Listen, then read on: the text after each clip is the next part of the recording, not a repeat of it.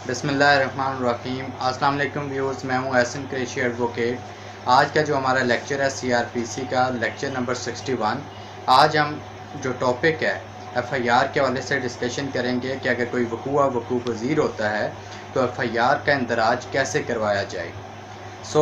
सबसे पहले ये देखना बहुत ज़रूरी है कि वकूअ जब हो जाए तो वकूअ होने के बाद अगर नियरेस्ट यानी कि करीब तरीन कोई पुलिस स्टेशन है तो फिर तो फिल फौर बग़ैर किसी ताख़ीर के वहाँ पुलिस स्टेशन जाना चाहिए और जाकर एप्लीकेशन जो है वो रिटन फॉर्म में दे देनी चाहिए। अगर एप्लीकेशन नहीं तो ओरली भी, ज़बानी भी, जो officer in charge of police station या जो भी ड्यूटी ऑफ़िसर होगा उसको आप ज़बानी तौर पर उस वकूए की बाबत बताएंगे। मगर अगर जहाँ थाना दूर हो तो फिल 415 पर कॉल करके या जो इमरजेंसी कॉल सेंटर है उस पर आप कॉल करके मुतल्लिका पुलिस को आगाह करेंगे। और जैसे इस्लामाबाद में 15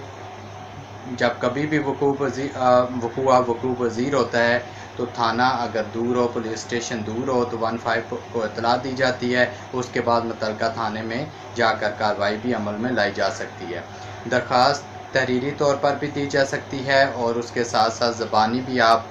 जो ड्यूटी अफसर है उसको आप बता सकते हैं। वो सारे फैक्ट्स जो वकूए से मुतल्लिका होंगे वो उसको लिखेगा, लिखने के बाद वो आपसे साइन करवा लेगा। अब जो एप्लीकेशन है उसके अंदर जो टाइम है उसका ज़िक्र करना बहुत ज़रूरी है। और अगर पुलिस स्टेशन किस वक्त आप गए और वकूआ किस वक्त हुआ, उसकी अगर डिले है, कोई तख़ीर है तो उसकी वजह भी बयान कर देनी चाहिए। इसी तरह अगर मौके के गवाह हैं तो उनको भी तज़किरा उनका होना चाहिए और एज ए सपोर्टिव एविडेंस के तौर पर उनके भी बयानात कलमबंद करवा लेने चाहिए और उनका तज़किरा भी जो एप्लीकेशन के अंदर अगर हो सके तो करना चाहिए कि इस टाइम पर, इस दिन इन गवाहान की मौजूदगी में इन लोगों ने जो है वो ये क्राइम या ये ऑफेंस कमिट किया है। जब आप मुल्ज़मान को नामज़द कर देते हैं, एक या दो या तीन मुल्ज़मान को, और उनका आपको पता होता है तो उसमें आगे ट्रायल में उनको सज़ा दिलवाने में आपको आसानी होती है बनिस्बत उनके कि जो नामालूम के ख़िलाफ़ एफआईआर दर्ज करवाई जाती है उसमें शक व शुबात बहुत ज़्यादा होते हैं और उसी का फ़ायदा मुल्ज़मान को हो जाता है। अब एप्लीकेशन आपने थाने में दे दी, एप्लीकेशन के ऊपर कोई अमल दरामद नहीं होता और एफआईआर का इंदराज नहीं होता, तो फिर आपके पास जो नेक्स्ट फोरम है कि अगर एसएचओ को दी है तो आप एसपी से रब्ता करें या हाई अप्स जिसको आप कह लें, किसी भी उन पे जो ऑफ़िसर हैं, जो सुपीरियर ऑफ़िसर हैं, उनके पास आप एप्लीकेशन दें और उनको बताया जाए कि ये वकूआ हुआ था, इसकी बाबत एसएचओ को एप्लीकेशन दी मगर उस पर कोई अमल दरामद नहीं हुआ, लिहाजा इसके ऊपर एफआईआर दर्ज करने का आर्डर किया जाए। अब एसपी भी एक माकूल टाइम गुजरने के बावजूद एसपी भी या जो हाई अप्स जिसको भी आपने दिया, एसपी हो या डीआईजी हो या आईजी हो या एसएसपी हो, वो भी अगर उस पर अमल दरामद नहीं करते तो फिर आपके पास एक रेमेडी मौजूद है, अल्टरनेट रेमेडी मुतबादल। वो ये है कि आप एक दरख्वास्त ज़ेर दफ़ा 22A CRPC वो आप जो सेशन जज है उसके पास दायर करेंगे और वो सेशन जज उस एप्लीकेशन को ख़ुद भी सुन सकता है और वो किसी अपने एडिशनल सेशन जज को मार्क भी कर सकता है। अब जो सेशन जज या एडिशनल सेशन जज बतौर जस्टिस ऑफ पीस जो है वो उस एप्लीकेशन की कॉग्निजेंस लेंगे, उसको सुनेंगे और सबसे पहले वो नॉर्मली वो जो पुलिस स्टेशन है, एसएचओ है, जो हेड है उसका पुलिस स्टेशन का, उससे रिपोर्ट तलब करते हैं। रिपोर्ट के आने के बाद अब जो जस्टिस ऑफ पीस है या सेशन जज या एडिशनल सेशन जज जो भी होता है वो पुलिस की रिपोर्ट का पाबंद नहीं है कि उसी के मुताबिक वो जो है वो आर्डर करे। वो अगर ये समझता है कि पुलिस बाइस्ड है और उन्होंने ये रिपोर्ट जानबूझकर फेवरेबल नहीं बनाई, अगेंस्ट बनाई है, तो वो फिर भी अगर वो समझता है कि काबिल दस्तंदाजी या पुलिस कोई जुर्म बनता है तो वो उसकी एफआईआर दर्ज करने के आर्डर कर सकता है। जो एफआईआर दर्ज करने का आर्डर करेगा वो 22A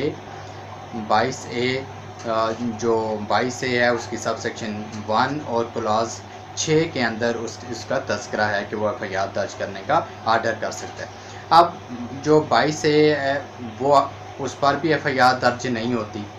तो फिर अगली रेमेडी है आपके पास कि आप हाई कोर्ट में रिट फाइल कर सकते हैं और रिट में जाकर एफआईआर के इंदराज का वो आर्डर आप ले सकते हैं। अब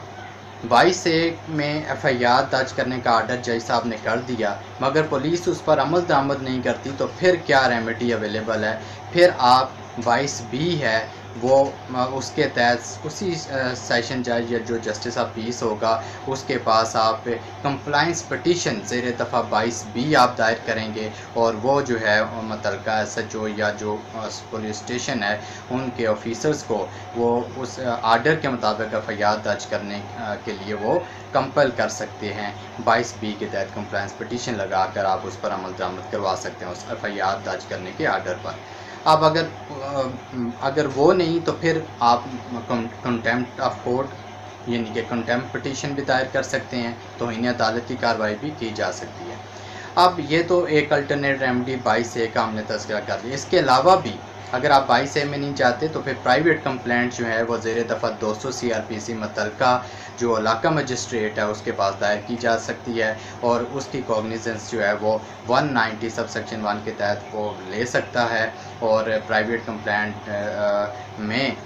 जब वो फर्दर उसको अपनी इंक्वायरी भी करवा सकता है। 202 CRPC के तहत उसके पास इख्तियार है कि वो इंक्वायरी करवाए। इंक्वायरी के बाद अगर वो ये समझता है कि ये अक्रेंस हुआ है तो वो 156 सब सेक्शन 3 CRPC के तहत एफआईआर दर्ज करने का हुक्म सादर कर सकता है। सो ये व्यूअर्स जो एफआईआर से मुतल्लिक था कि अगर एफआईआर नहीं होती तो कौन कौन से फोरम है उनका हमने तज़किरा किया कि 22 ए में हम जा सकते हैं जो कि सेशन जज या एडिशनल सेशन जज बतौर जस्टिस ऑफ पीस। अगर उसमें आप नहीं जाते तो फिर प्राइवेट कंप्लेंट ज़ेर दफ़ा 200 CRPC मुतल्लिका जो इलाका मजिस्ट्रेट होता है उसके पास दायर की जाती है और वो करसरी यानी कि सरसरी स्टेटमेंट जो कंप्लेनेंट है मुस्तगीज़ और गवाह की लेने के बाद इंक्वायरी का आर्डर भी कर सकता है। 202 इंक्वायरी के बाद अगर वो ये समझे इंक्वायरी के बाद वो ये समझे कि कॉग्निजेबल ऑफेंस मेड आउट हुआ है तो वो उस 156 सब सेक्शन 3 CRPC के तहत एफआईआर दर्ज करने का हुक्म सादर कर सकता है। सो व्यूअर्स यहाँ तक जो एफआईआर से मुतल्लिक है वो लेक्चर कंप्लीट हुआ। मुझे उम्मीद है ये लेक्चर आपको पसंद आया होगा। अगर मेरा लेक्चर पसंद आया तो मेरे चैनल को सब्सक्राइब कीजिए, दोस्तों से शेयर कीजिए और बेल आइकन को प्रेस कीजिए ताकि मेरी हर वीडियो का नोटिफिकेशन बर वक्त आपको मिल सके। और